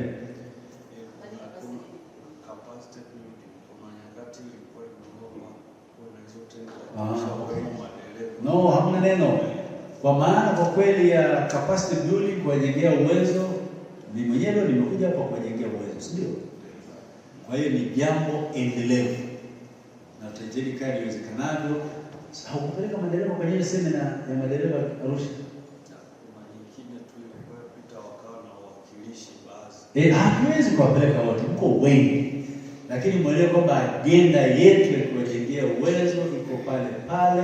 Nikitambua pia kwamba ukienda kwenye semina kujengewa uwezo pia na vitamin M inapitia huko. Sio mnaelewa vitamin M hiyo ndugu zangu? Na inapitia huko. Vitamin M ni ile ya mfukoni, sawa na mfuko unafurahi. Mwisho kabisa kwa mimi, kabla sijampa Dara naye wasalimie na kutoa neno lote, nashukuru sana. Kikao chetu kimekwenda vizuri. Nishukuru ninyi ambao mmekuwepo, zaidi ya watu 60 mmekuwepo hapa. Asanteni sana kwa wale online, mmetenga muda wenu pale kwa ajili ya kuwa nasi. Makatibu wa viongozi na washukuru sana. Mwafikishie viongozi wenu salamu zangu kama nimeshukuru kwa ruhusa kuja. Na lengo la kuwafanya mwepo ni kuhakikisha kwamba haya tunayozungumza yawafikie pia viongozi waandamizi, lakini pia ibaki humu kwenye uongozi kwamba tuliwe kuongea mambo haya hasa ya mahusiano na kuheshimiana na kuthaminiana na kuhakikisha kwamba wote tunakuwa na mazingira sawa. Basi baada ya kusema hayo, nampa HTNU kama lolote la kusema, basi atamkaribisha Dara kwa neno la kuwashukuru maafisa wa usafirishaji na wengine. Ninginevyo asanteni, naamini mnamtakia safari njema. Usalama kwanza barabarani, ni uhai, ni wajibu wetu sote. Konda, dereva, abiria pia, turudi nyumbani salama.